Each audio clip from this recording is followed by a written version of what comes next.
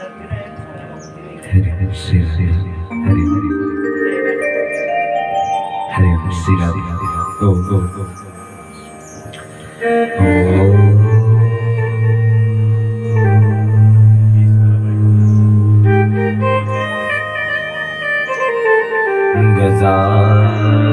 गजाननं भूतगणाधिसेवितं कपितजम्बोफलचारुभक्षणम् उमासुतं शोकविनाशकारकम्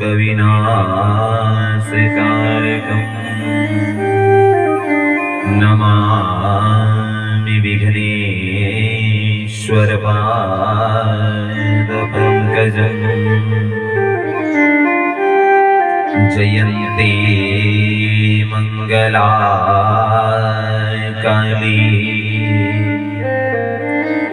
भद्रकाली कपालिनी दुर्गा क्षमा शिवा धात्री स्वाहा स्वधा नमोस्तुते अलौकिको महिमा मुनीश्वरा सप्ताहजन्यो अद्य विलोकितमया मूढः सठः ये पशुपक्षिणो अत्र सर्वे अपि निष्पापकं भवति वागर्थाविव सम्पृक्तौ वागर्था प्रतिपत्तये जगतः पितरौ वन्दिताः पार्वती परमेश्वरौ वर्णानां च अर्थसङ्घानां रसानां छन्दसामपि वर्णानां च कर्तारौ वन्दे वाणी विनायको अतुलित बलधामम् हेमशैलाभदेहम् धनुजवनकृशानो ज्ञानिनाम् अग्रगण्यम् सकलगुणनिधानम् वानराणामधीशम् रघुपति प्रिय भक्तम बात जाय तम नमामि बात जाय तम नमामि आइए हनुमंत विराजिए मैं करूं कथा मति अनुसार प्रेम सहित गादी धरियम विराजिए पवन कुमार विराजिए पवन कुमार बोलिए पवन पुत्र हनुमान की जय नंदनंदन सरकार की कृष्ण कन्हैया लाल की जय ग्राम देवता की जय स्थान देवता की जय दुर्वासा ऋषि महाराज की कृष्ण कन्हैया लाल की श्री बांके बिहारी लाल की श्रीमद्भागवत महापुराण की।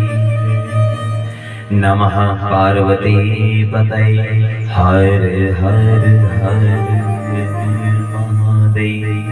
शिव शक्ति शिव परम मंगलमय अकारण करुणा वरुणा भक्त वत्सल तड़ित विनिंद पीतांबरधारी बालकृष्ण लाल की प्रतिमूर्ति श्रीमद् भागवत महापुराण ऋग यजु साम अथर्ववेद स्वरूपी हमारी ब्राह्मण मंडली बृहस्पतिपति यज्ञाचार्य सरस्वती मैया जी की असीम कृपा लिए हमारे समस्त संगीताचार्य राजा परीक्षित यजमान परिवार आयोजक परिवार तथा कथा का श्रवण करने आई हुई मेरी माताएं बहनें बच्चे बुजुर्ग सबके हृदय कमल में स्थित श्री बांके बिहारी लाल जी की प्रतिमूर्ति उनके श्री चरणों में मैं इस व्याख्यान से नतन करता हूँ कि भाग्योदयेन बहुजन्मं समर्जितेन सत्संगमं च लभेत सत्संगमं च लभेत पुरुषो यदा वै अज्ञान हेतु कृतं हो अंधकारं नासं विधाय ही तदोदयते विवेक। कहते हैं पता नहीं पूर्व जन्म में हमने कितने पुण्य कर्म कर रखे हैं, उन पुण्य कर्मों के प्रभाव से श्रीमद् भागवत महापुराण की कथा हमारे जीवन में आई। हमारे जीवन में कहते हैं इस कथा का पान हुआ, इस अमृतमयी कथा को हमने 7 दिन तक सुना। अब यह श्रीमद् भागवत महापुराण की कथा अपनी पूर्णता की ओर जा रही है। यज्ञ की पूर्णता तो आचार्य लोगों ने करवा रखी है, लेकिन जो कथा है वो भी अपनी पूर्णता की ओर बढ़ रही है। हरि की कथा अनंत है और हरि भी अनंत है। कहते हैं हरि अनंत हरि कथा अनंता कहीं सुनाई बहुविधि सब संता। हरि अनंत हरि कथा अनंता कहीं सुनाई बहुविधि सब संता। हरि अनंत हरि कथा अनंता हरि अनंत हरि कथा कहीं सुनाई बहुविधि सब संता। कहीं सुनाई बहुविधि सब संता। राम सिया राम जय जय राम। राम सिया राम जय जय राम। राम सिया राम जय जय राम। राम सिया राम जय जय राम। राम सिया राम जय जय राम। राम सिया राम जय जय राम। हरि अनंत हरि कथा अनंता कहाई सुनहि बहुविधि सब संता। हरि भगवान अनंत है और हरि जी की कथा भी अनंत है। ना तो कोई सुनाने वाला सुना सकता है और ना सुनने वाले में इतना सामर्थ्य है कि वो भगवान की गाथा को सुन सकता है। भगवान की जो कथा है अनंत है। ये कहते हैं किसी 2 दिन में 4 दिन में 8 दिन में 10 दिन में जो हमने पूरे जीवन भर कृत्य किए होते हैं वही कथा है। बचपन में हमने क्या किया, युवावस्था में हमने क्या किया, बुढ़ापे में क्या किया, ये सारी कथाएं हैं। तो आओ जरा सप्तम दिवस की कथा से पूर्व 2 घड़ी भगवान जी के चरणों में हाजिरी लगाए और इस सप्तम दिवस की कथा में प्रवेश करें। हरि ओम नमो भगवते वासुदेवाय। हरि ओम नमो भगवते वासुदेवाय। हरि ओम नमो भगवते वासुदेवाय। हरि ओम नमो भगवते वासुदेवाय। हरि ओम नमो भगवते वासुदेवाय। हरि ओम नमो भगवते वासुदेवाय। हरि वासुदेवाय हरि ओम नमो भगवते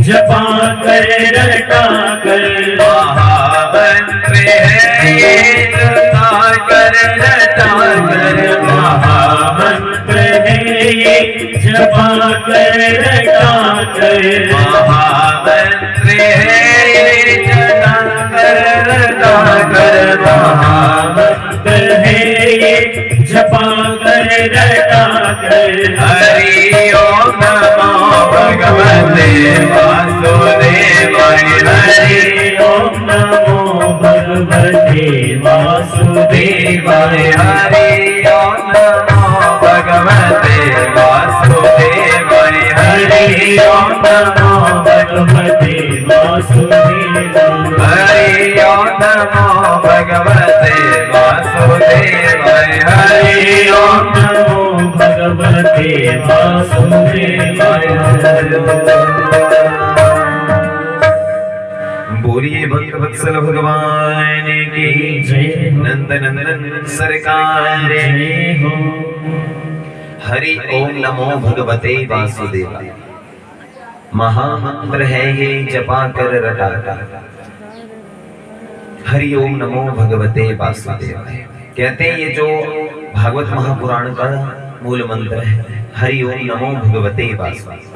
उठते बैठते सोते गाते खाते पीते जब समय लगे तो भगवान का नाम लेते रहना चाहिए। जब तक जपोगे नहीं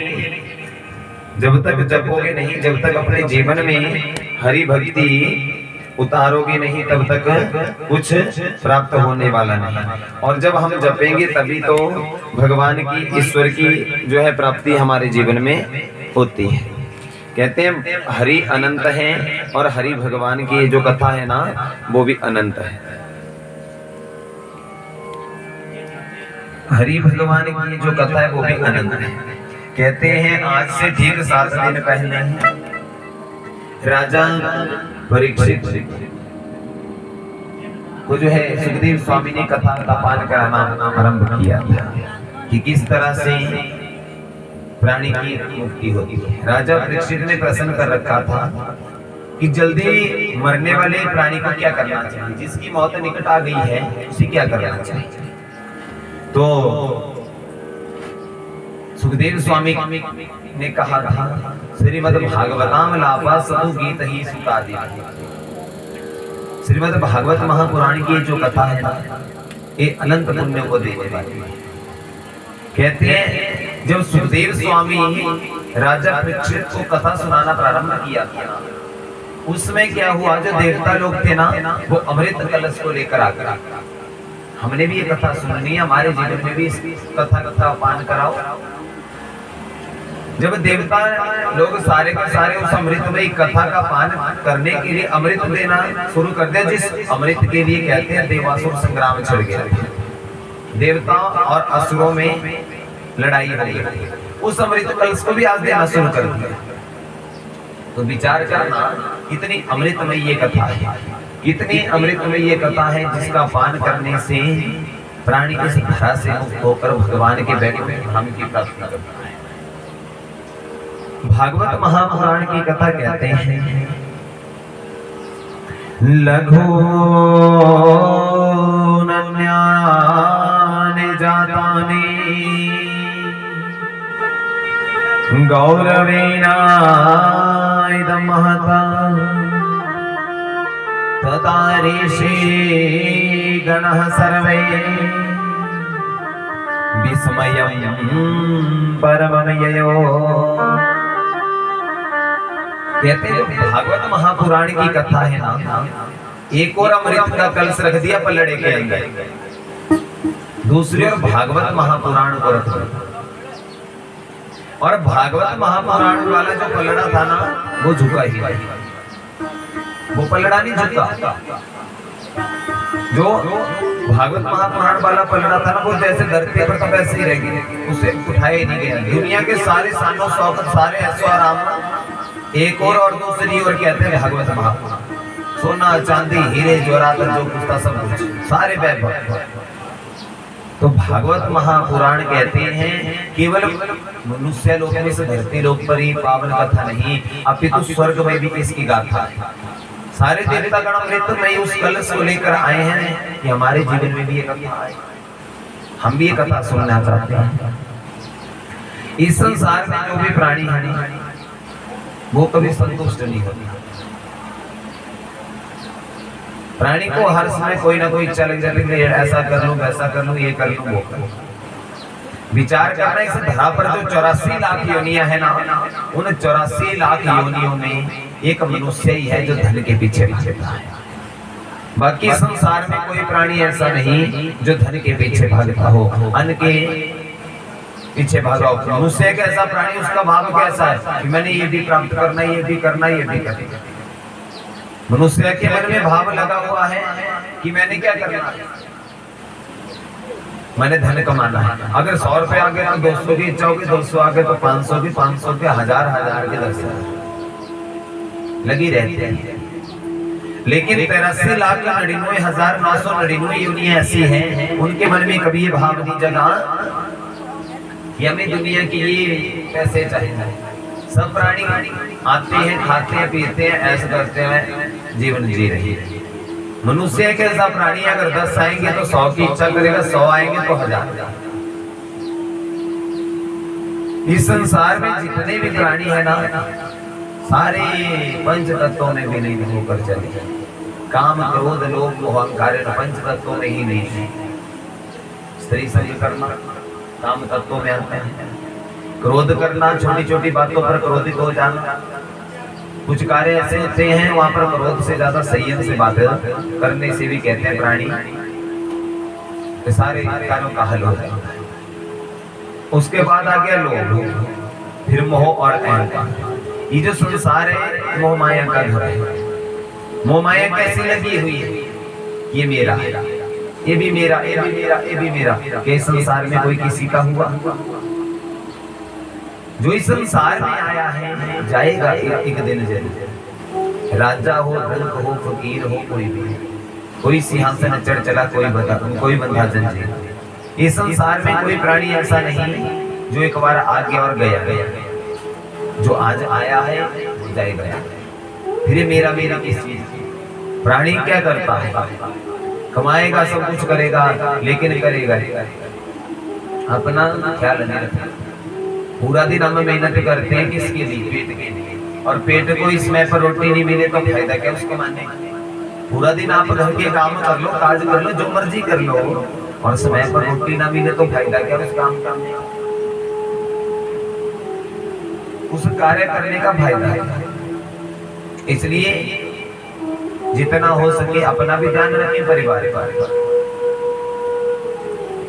कहते हैं पहला मंगल भगवान जी का रुक्मिणी मैया के साथ संपन्न हुआ। सुखदेव स्वामी कहने लगे, राजा भगवान जी ने 16,108 शादियां की है। तो राजा परीक्षित ने यहाँ कहा कि अच्छा 16,108 शादियां, ऐसी क्या जरूरत पड़ी जो इतनी ज्यादा शादी? बोले पहला मंगल हुआ रुक्मिणी मैया के साथ, दूसरा मंगल किसके साथ? भालू की बेटी के साथ दूसरा मंगल हो गया, शादी होगी। बोले भालू की बेटी के साथ? बोले हाँ। कहते हैं द्वारिकाधीश जी के राज्य में कहते हैं सभा चली हुई थी, तो कहते हैं प्रसेनजीत का बड़े भाई का नाम है सत्राजीत। जो सत्राजीत है सीमंतक मणि को लेकर आया। द्वारिकाधीश जी ने पूछा, बोले ये मणि है कैसी? तो सत्राजीत ने कहा था, प्रतिदिन जो है ना, कहते हैं 7 बारों में क्या करती है? 250 किलो सोना देती है। द्वारिकाधीश जी कहने लगे, बोले तेरे किस काम की, तेरे घर में कौन कौन? बोले हम तो केवल 4-5 हैं, बाकी तो कोई नहीं। बोले जब आप 4-5 हैं तो बोले इतने भारी सोना कहाँ रखोगे, ये तो राजा के अधिकार होता है, बोले प्रजा के पास जो कुछ, इसलिए बोले यहीं छोड़ दो। जैसे ये कहा कि यहीं छोड़ दो, तो आज द्वारिकाधीश जी ने जैसे ये कहा तो सत्रजीत ने मना कर दिया, नहीं मैं नहीं देने वाले। धीरे धीरे समय बीतता गया। एक दिन सत्रजीत का छोटा भाई प्रसेनजीत गले में मणि डालकर चला गया जंगल में शिकार करने। अब जरा शिकार करने गया तो शिकार करते करते क्या हुआ, जैसे जंगल में गया तो एक शेर ने कहते हैं उस प्रसेनजीत राजा के प्राणांत कर दिया, प्राणों को हर लिया। अब भालू ने क्या किया, उस सिंह को मार डाला और मणि लेकर अपने बेटे को दे दी। 3-4 दिन जब बीत गए, सत्रजीत ने देखा, बोले भाई घर नहीं आया, इधर उधर ढूंढा, बोले जरूर उस द्वारिकाधीश की मणि चुराई हुई होगी। तो द्वारिकाधीश जी के ऊपर कहते हैं, द्वारिकाधीश जी के ऊपर कलंक लगा है, झूठा कलंक। अब जब झूठा कलंक लगा है ना कि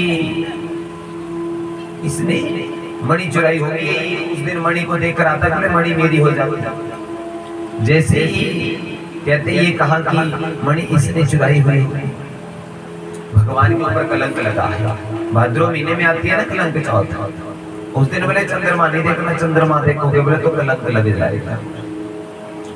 अब भगवान के ऊपर जब कलंक लगा, झूठा कलंक जीवन में लगा है, कहते हैं कि जल से पतला कौन है, कौन भूमि से भारी, कौन अग्नि से तेज है, और कौन का जल से कारी। इस धरा पर कहते हैं कि जल से पतला क्या है, जल से पतला है ज्ञान, कि जल से पतला है ज्ञान, और भूमि से ज्यादा भार है पाप। जब हम कोई पाप कर्म करते हैं तो वही पाप कहते हैं इस धरा पर सबसे ज्यादा भारी है, इस धरा से ज्यादा वजन है। और क्रोध कहते हैं अग्नि से ज्यादा तेज है, और कलंक काजल से ज्यादा काला है, उसकी काली ज्यादा है। जीवन में जब कलंक लग गया ना तो उसे आदमी पूरा जीवन भर नहीं मिटा सकता, पूरा जीवन भर उस कलंक को नहीं मिटा सकता जो एक बार लग गया। अब भगवान के ऊपर लगा था झूठा कलंक के सीमंतक मणि को चुराया है।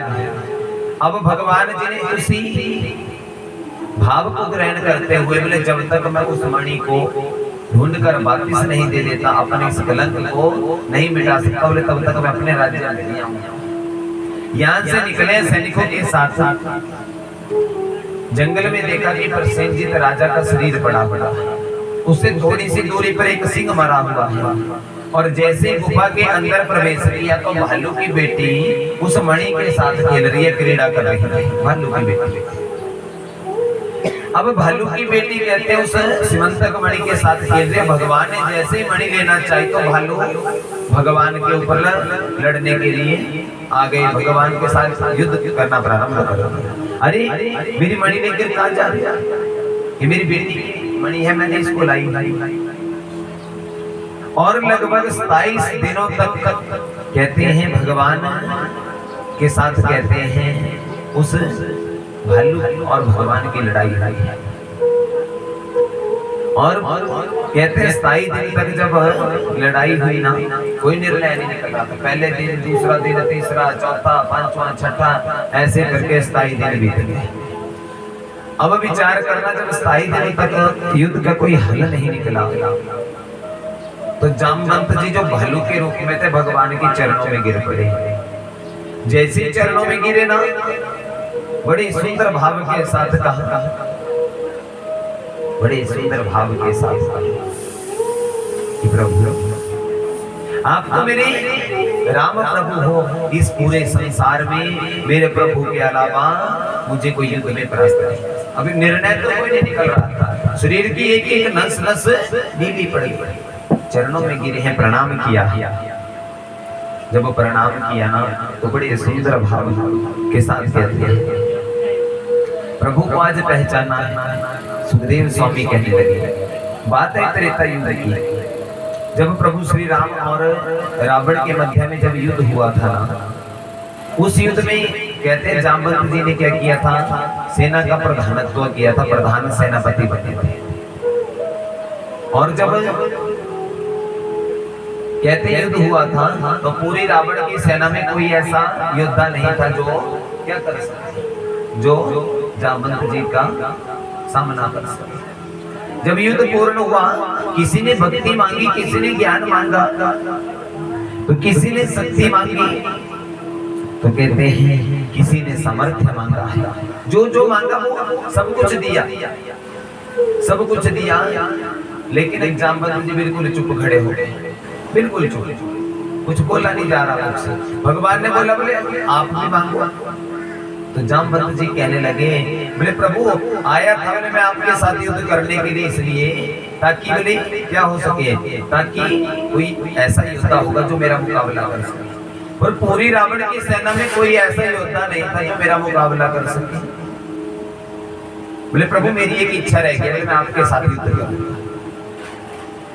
तो भगवान ने कहा था युद्ध तो करेगा, पिता और पुत्र का युद्ध मर्यादा नहीं, और गुरु और शिष्य का युद्ध मर्यादा नहीं।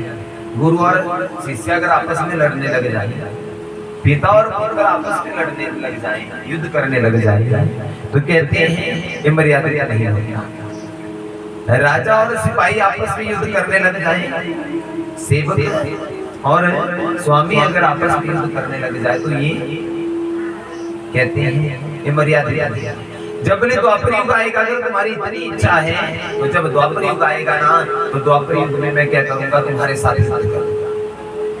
अब जामवंत जी बोले ना प्रभु ना, मैंने इसी युग में आपके साथ साथ करना है। तो भगवान ने कहा था इस युग में मैं मर्यादा को बांध कर आया हूँ, और अगले जन्म में जब अगले अवतार में द्वापर युग में कहते हैं जब मैं इस धरा पर आऊंगा तो तुम्हारी इच्छा भी पूर्ण कर दूंगा।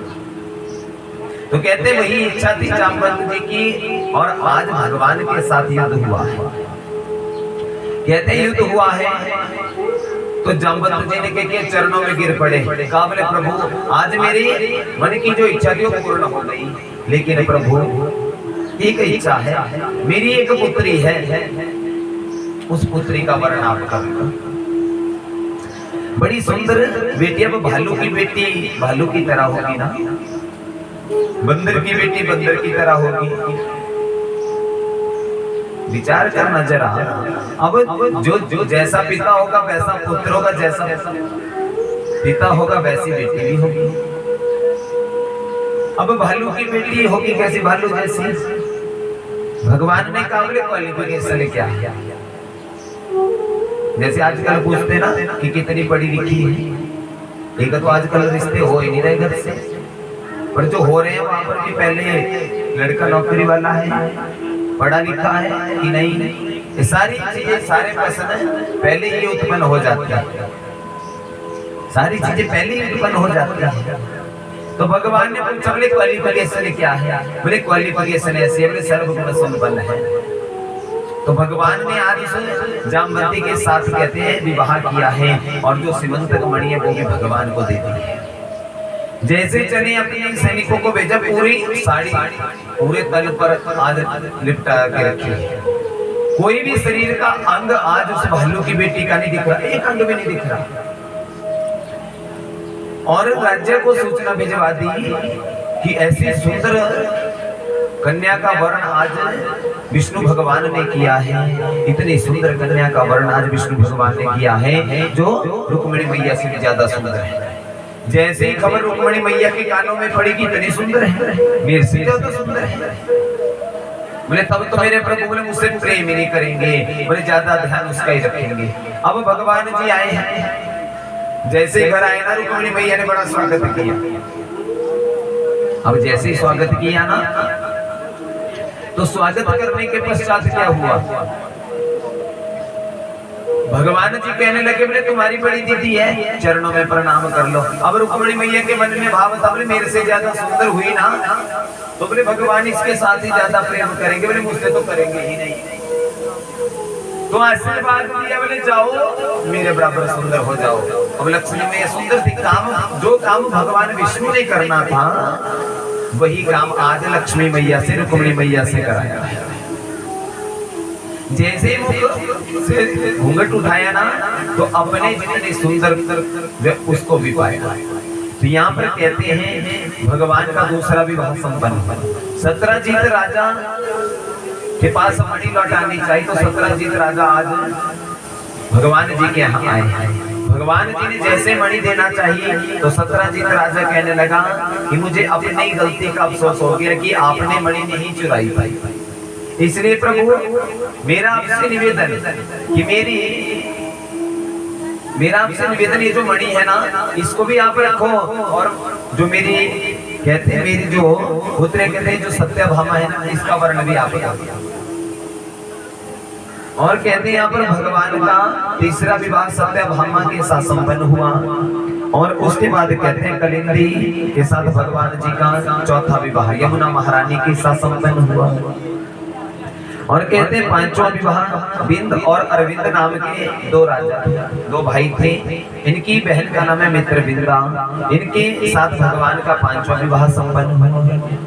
और छठा विवाह भगवान जी का नग्नजिती कहते हैं इसके साथ संपन्न हुआ। नग्नजित नाम का एक राजा है जिसने शर्त रखी थी कि 6 बैल है तो 6 बैलों को एक साथ नत देगा, उसके साथ अपनी बहना का विवाह कर। तो कहते हैं इसके साथ कहते हैं छठा विवाह संपन्न हुआ, और भगवान ने एक साथ ही इन 6 बैलों को नथा है, और भगवान का कहते हैं छठा विवाह संपन्न। 7वां विवाह लक्ष्मणा के साथ है, और 8वां विवाह भद्रा के साथ भगवान जी का पूर्ण हुआ। बोलिए भक्त वत्सल भगवान की। श्रीमद् भगवत गीता में लिखा है भूमि रापो नलो वायु कमनो बुद्धिरेव च अहंकारमिति यमे भिन्ना प्रकृतिर अष्टधा। पृथ्वी जल वायु आकाश मन बुद्धि अहंकार अग्नि, ये 8 प्रकार की प्रकृति की कहते हैं 8 प्रकार की प्रकृतियां हैं। ये 8 है कौन सी प्रकृतियां? यही भगवान जी के, इनके साथ ही भगवान जी का विवाह संपन्न। प्रकृतिर अष्टधा, इनके साथ कहते हैं भगवान का विवाह। पृथ्वी जल वायु आकाश कहते हैं, बुद्धि हो गई, मन हो गया, अहंकार हो गया, अग्नि हो गई, इन 8 के साथ भगवान का विवाह संपूर्ण हो। उसके बाद कहते हैं भौमासुर नाम का एक कहते हैं राजा, बल में बहुत अधिक था, बलशाली था, हर प्रकार से कहते बल से युक्त था। इसने एक शर्त रखी थी कि 20,000 कन्याओं का एक समय में, एक लगन में, एक मुहूर्त में मैं वर्ण करूंगा, शादी करूंगा। अब मन में भाव ऐसा रखा था, ऐसा भाव मन में रखा था। भगवान सोच रहे बोले पापी तो है, उद्धार भी करना, बोले करना कैसे? एक दिन कहते हैं, एक दिन कहते हैं भगवान जी से उसकी आराधना कहने लगते हैं, अरे प्रभु सत्यभामा ने बड़े सुंदर भाव के साथ कहा, अरे प्रभु उस पापी को मार क्यों नहीं देते, उस भौमासुर को मार क्यों नहीं देते जिसने इतना बड़ी पाप, इतनी बड़ी कन्याओं को बंदी बना रखा है। भगवान ने बड़ा सुंदर उत्तर दिया है, बड़ा सुंदर उत्तर दिया है कि प्रभु, बड़ा सुंदर उत्तर दिया, बोले देवी अगर तुम्हारी आज्ञा हो, तुम्हारी अगर आज्ञा मिल जाती ना तो तभी ये संभव था, क्योंकि तुम भी भूमि की पुत्री हो और ये भी भूमि का पुत्र है। बस तेरी आज्ञा का इंतजार कर रहा था, तेरी आज्ञा मिल गई ना, अब समझ लो इसका उद्धार कर दिया। तो भगवान जी ने क्या किया, भौमासुर के साथ युद्ध किया। युद्ध में कहते हैं भौमासुर को पराजित किया है। 16,100 कन्याओं को कहते हैं कारागार से मुक्त कराया है। जब मुक्त कराया है अब कहते हैं कोई भी बेटी है उसके लिए उसका चरित्र ही, कहते हैं उसका चरित्र ही सब कुछ है। भगवान ने देखा बोले 16,100 कन्याएं हैं। अब इनका या तो ये अपने प्राणों का त्याग कर दे, समुद्र में प्राणों का त्याग कर दे, एक तो ये रास्ता है, और दूसरा ये कि अपने प्राणों का त्याग कर दे, और दूसरा इनको कोई भी मर्यादा नहीं कहेगा, जहां भी जाएगी इनकी सब निंदा ही करेंगे। इसलिए कहते हैं दोनों ही मार्ग निंदनीय है, अपने प्राणों का त्याग करना और दूसरों के मुख से निंदा सुनना, ये दोनों ही निंदनीय मार्ग में। कोई भी इनकी चरित्र पर आज उंगली सब उठाएंगे, इनकी चरित्र पर कहते हैं सब उंगली उठाएंगे। इसलिए जो इनका संग है कहते हैं अच्छे प्राणियों के साथ, तो इसलिए भगवान ने शर्त रखी बोली ऐसा है, अगर मैं तुम सबका वर्ण मैं कर लूं तो तुम सबके साथ साथी अगर मैं कर लूं तो सब जो 16,100 कन्याएं हैं सबके मन में भाव जगा है कि अगर प्रभु ही हमें मिल जाए बोले इससे बड़ी और क्या बात। अब रास्ता तो केवल दो ही है, एक है अपने प्राणों का त्याग करना, दूसरा अगर मैं इनका वर्ण कर लूं तो कहते हैं भगवान के साथ इन 16,100 कन्याओं का एक लगन, एक मुहूर्त, एक समय में कहते हैं वर्ण हुआ है, और भगवान जी के लगभग 16,108 शादियां जो है संपन्न हुई हैं। बोलिए भक्त वत्सल भगवान की। विचार करना जरा कि जिनके ऊपर भगवान की कृपा हो, जिनके ऊपर भगवान का आशीर्वाद हो जाए, वो इस संसार से तो क्या इस धरा से भी मुक्त हो जाता है। भगवान की कृपा सबके ऊपर नहीं होती, जो कोई व्यक्ति विशेष होता है जिसने सदैव अच्छे कर्म कर रखे हैं उसके ऊपर ही भगवान जी की कृपा होती है, सबके ऊपर कृपा नहीं होती। अगर हम सोचें कि सारे कार्य ये कार्य में मुझे मिल जाता है, ये कार्य में मुझे मिल जाता है, सारे कार्य अगर मुझे ही मिल जाते, मेरे ही जीवन में आ जाते हैं, सब कुछ मुझे ही मिल जाता, तो ये तो संभव नहीं। क्योंकि भगवान कहते हैं कि मेरा भक्त अगर मेरी ओर 10 कदम चलेगा ना तो एक कदम मैं भी उसकी ओर बढ़ूंगा, एक कदम मैं भी उसकी ओर चलता हूं। अगर कोई मेरी ओर आता है और पहले भक्त मेरी ओर आकर तो देखे, चाहे थोड़ा ही आए, ज्यादा ही आए, जैसे भी आए, लेकिन जब मेरा भक्त मेरी ओर आता है, मुझे बुलाता है, तो कहते हैं मैं उसकी ओर जाता ही जाता। जब भगवान कहते हैं भक्त अपने भगवान से निवेदन करता है, भगवान के साथ निवेदन करता है। अगर भक्ति सच्ची होगी, भक्ति अगर सच्ची होगी तो भगवान आशीर्वाद देने से भी नहीं झिझकते। भक्त जिस मर्जी परिस्थिति में होगा तो कहते हैं भगवान उसके आशीर्वाद देने के लिए, उसकी मनोकामना पूर्ण करने के लिए कोई ना कोई साधन अवश्य बनाते। और कहते हैं एक समय की बात है, भगवान विष्णु ने क्या किया, द्वारिकाधीश जी ने क्या किया, लक्ष्मी मैया की सुंदरता को देखने के लिए, लक्ष्मी मैया की सुंदरता को देखने के लिए क्या किया कि लक्ष्मी मैया की सुंदरता को देखने के लिए आज ऐसे ही किया।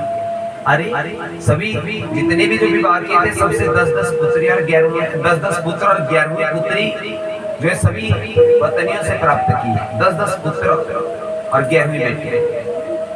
एक दिन लक्ष्मी मैया से कहने लगे, बोले मैया अरे देवी अगर तुमने मेरे साथ शादी करके बड़ा भारी गलत कर दिया, मुझसे शादी नहीं की होती ना तो तू अच्छे से रहते। लक्ष्मी मैया को गुस्सा नहीं आया, जरा सा भी क्रोध आ गया चेहरे पर।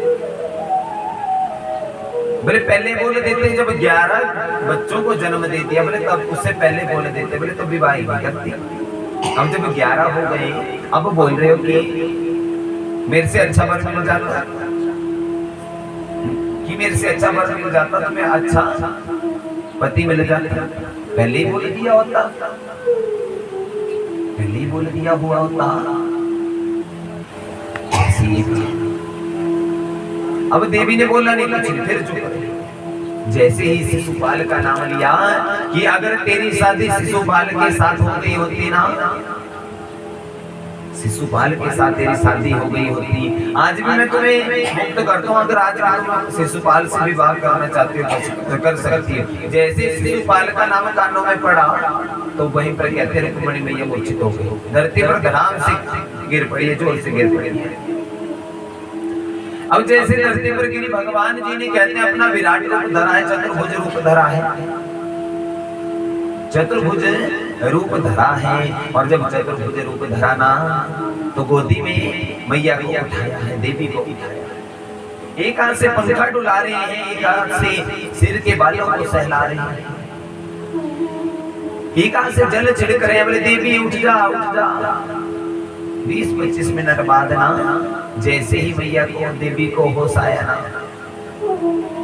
तो भगवान कहने लगे, अरे देवी मैं तो मजाक कर रहा था, मैं तो सिर्फ ये देखना चाहता था। बोले तुम गुस्से में लगती कैसी हो, कि तुम गुस्से में कैसी लगती हो। लक्ष्मी मैया ने आज उत्तर दिया है, अरे प्रभु ये बात तुम आज कह रहे हो, पहले बोल दिया होता ना तो मैं तुमसे शादी ही नहीं, मैं सारे वैभव छोड़ के सब कुछ छोड़ के आपके साथ मैंने विवाह किया। कहते हैं जो मेरे गोत्र थे, संप्रदाय जो कुछ भी था सब कुछ अब से जो है आपके साथ ही है। जो मेरे गोत्र संप्रदाय जो कुछ था सब छोड़कर आई है। आप कहते हैं कि आप राजा नहीं, गवाले हो, राजा नहीं, लेकिन कौन कहता है बोले आप राजा? आप केवल इस धरा के ही राजा नहीं, आप तो पूरी त्रिलोकी के राजा। आप पूरी त्रिलोकी आपके अधीन है, आप तो पूरे ब्रह्मांड के स्वामी हैं, केवल इस धरा के ही स्वामी नहीं, पूरे ब्रह्मांड के स्वामी। ज्ञान चक्षु जो लक्ष्मी मैया ने खोल रखे हैं। कौन कहता है कि आप सुंदर नहीं? वेद पुराण वेदांत जो कोई भी है, शास्त्र है, वो हर जगह जो है आपकी सुंदरता का वर्णन कर रखा है कि आप जितना सुंदर तो पूरे संसार में कोई नहीं। आप कहते हो आप काले हो, कौन कहता है काले? प्रभु जिसका हृदय सुंदर होता है ना, उसका रूप कुछ नहीं। भले ही बाहर से गोरे चिट्टे जितने मर्जी हो, जितना मर्जी पाउडर क्रीम जो मर्जी लगा रखा हो, अगर हृदय सुंदर ना हो ना, हृदय में क्या छल कपट नहीं रखा हो, तो उस सुंदरता का फायदा क्या? सुंदरता होती किस चीज की है? अगर मन में छल कपट नहीं, छल कपट किसके मन में नहीं होगा? जिसने भगवान के साथ नाता जोड़ा रखा है। छल कपट किसके मन में होता है? जिसने सदैव पापों को अपनी गठरी बना रखा है। एक जुट पे दो जुट, दो पे चार, चार पे, जिसने सदैव पाप कर्मों से नाता जोड़ रखा है, वही प्राणी कहते हैं, वही काला है संसार। बाकी कोई काला थोड़ी नहीं है संसार में, सब गोरे हैं। लेकिन भगवान ने जब इस धरा पर भेजा ना, बालक को देखना, आपको 5, 6, 7, 8 वर्ष के बालक, उसके मन में कोई छल कपट नहीं होता, उसका हृदय सुंदर होता है, तो समझ लेना वो काला नहीं। उसके अंदर जो गुण है ना, वो गुण ही उसकी सुंदरता है। प्राणी की सुंदरता तो उसके गुणों से देखी जाती है। अब गंगा मैया जितने मर्जी पापी लोग जाते हैं उसमें, या उसकी गुणों की खान कभी खत्म हुई? जब गंगा मैया को आदेश हुआ था कि तुम इस धरा पर जाओ, तो गंगा मैया ने क्या किया? भगवान विष्णु से कहा था, बोले प्रभु मैं अकेली इस धरा पर जाकर क्या करूंगी? भगवान विष्णु ने कहा था, जहां पर तुम मिलोगी वहां पर मैं विराजित रहूंगा, समुद्र रूप में मैं इस धरा पर जाऊंगा। बोले प्रभु सारे पाप मेरे ऊपर क्यों धोए जाएंगे? सारे पापी प्राणी मेरे यहाँ आएंगे। विष्णु भगवान ने कहा था, अगर 100 पापी तेरी से जल रूप में कहते मिलेंगे, अगर एक पुण्य कर्म वाला भी अगर तेरे साथ मिला ना, वो पुण्य कर्म करने वाला भी कहते तेरी उस पवित्रता को नष्ट होने नहीं देगा। तो जैसे ही कामने में काला हो, तो भगवान ने कहते रहे, लक्ष्मी मैया ने बड़ा सुंदर उत्तर दिया था, बोले प्रभु आपके जितना सुंदर सर्वांग सुंदर मनोभाव तुम्हारा, बोले प्रभु जितने सुंदर आप हो ना, इतना सुंदर तो पूरे संसार में कोई दूसरा है। जो भक्त आपके हैं, जो आपसे जुड़े हैं प्रभु, अगर वो आपसे निरंतर जुड़े रहेंगे तो उतने सुंदर, उनके जितना सुंदर इस धरा पर कोई नहीं। जैसे ही सुंदरता का वर्णन किया है कि वरहा पीड़म नटवर बपो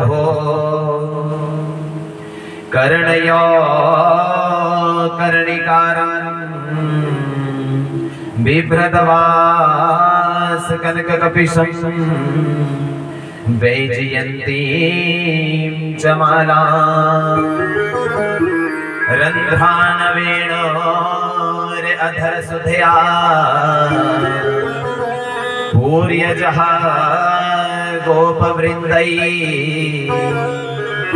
वृंदारण्यं स्वपदरमणं भाव विसदहि च कीर्तिं कि वरहा पीडं नटवर बपु। अरे प्रभु आप तो इतने सुंदर हैं, पीतानी अंबराणी यस्या सा इति पीता। अरे प्रभु पीले वस्त्र आपने धारण कर रखे हैं, मोर मुकुट आपने धारण कर रखा, कानों में कर्णिका का जो पुष्प लगाया, एक ओर लगता है सर दोनों ओर सजा। जब आप वेणु का नाद करते हो तो सारा संसार उस वेणु के पीछे भागना शुरू कर देता है। वृंदारण्यम स्वपदरमणम। और प्रभु जब आप वो कहते हैं भोग भी लगता है ना बिना तुलसी दल के, वो भोग भी स्वीकार नहीं करती। और विचार करना, जिस तुलसी को आप प्रिया, जिस तुलसी से आप प्रेम करते हैं, जब प्राणी का आतुर समय भी आता है तब भी वही तुलसी उस प्राणी के देह को मुक्त करने वाली है। अरे प्रभु इतने सुंदर आप हैं, फिर भी कह रहे हो कि मैं सुंदर नहीं। इतने सुंदर आप हैं और आपकी सुंदरता का कोई व्याख्यान नहीं कर सकता। सर्वांग सुंदर मनोभाव तुम्हारा, इतने सुंदर हैं प्रभु आप, फिर भी कह रहे हो मेरे बराबर कोई सुंदर आप ही आप डाले ओ जरा इतना बता दे कान्हा,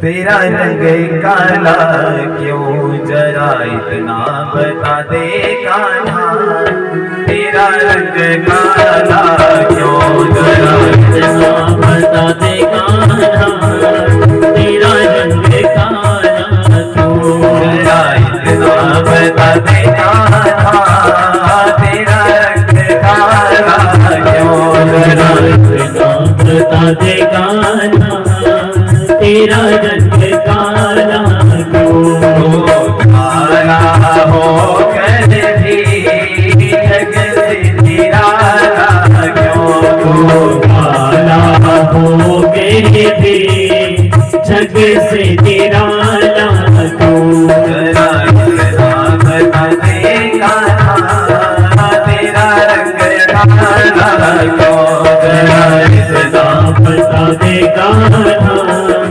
तेरा रंग काला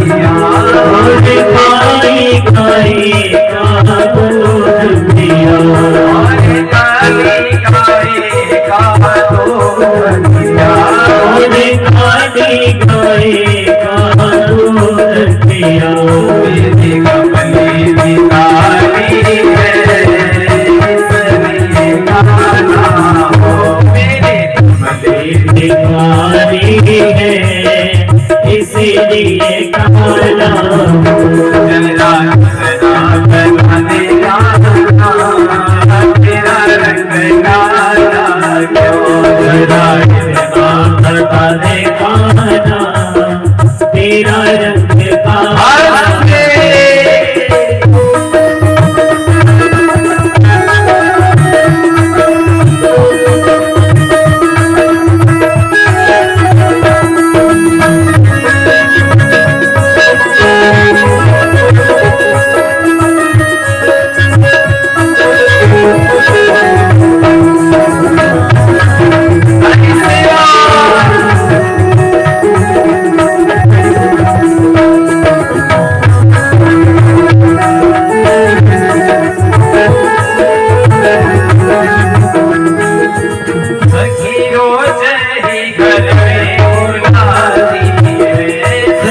रोज ही घर में बुलाती है, सखी रोज ही घर में बुलाती है, सखी रोज ही घर में बुलाती है, और माथन बहुत खिलाती है, और माखन बहुत खिलाती है, और माथन बहुत खिलाती है, और माखन बहुत खिलाती है। सखियों राग में गाना सही गाना, तेरा रंग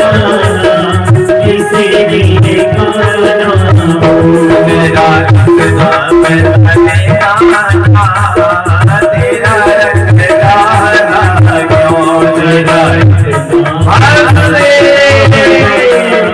तेरा रंग काला साली सेवा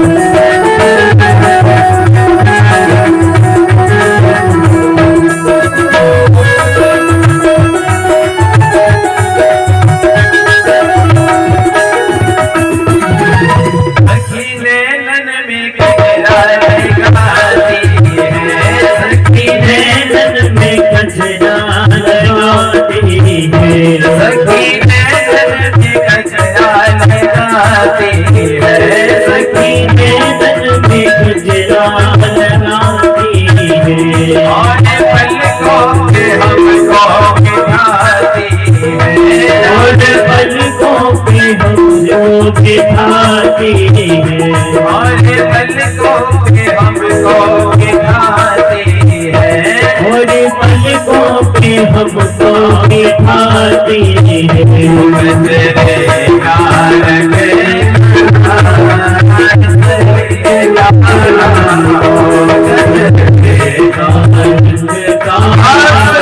के इसीलिए खाना जरा तेरा रंग तारा क्यों जरा बता दे कहाँ तेरा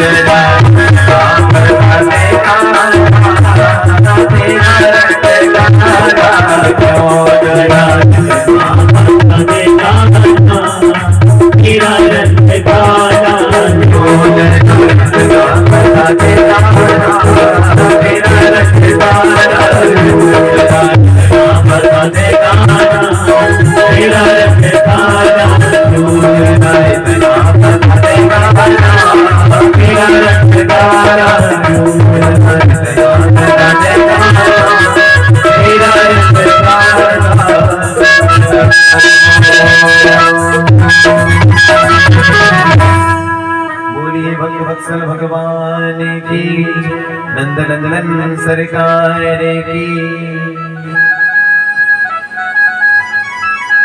कहते हैं भगवान का जो स्वरूप है केवल रंग काला है, प्रभु आपका, बाकी दिल तो आपका मोतियों की तरह है, हीरे की तरह चमकता हुआ है ना। तो यहाँ से कहते हैं विद्या बताम भागवताम मोक्षम, विद्वानों की शिक्षा कहते हैं भागवत में बताई गई। उसके पश्चात कहते हैं कि दरिद्रो अस्तु असंतुष्ट, जो दरिद्री होता है ना वो असंतुष्ट है, जो दरिद्री प्राणी होता है ना वो असंतुष्ट रहता है, और जो दरिद्री नहीं होता वो असंतुष्ट होता ही नहीं। जिसका नित्य कर्म, अगर मैंने कर्म करना है, 100 रुपए बने, 10 बने, 50 बने, 1000 बने, लाख बने, तो कर्म बना रखा है कि मैंने ये कार्य करना है, उसको दरिद्र से कोई मतलब नहीं होती, वो असंतुष्ट भी जी रहता है।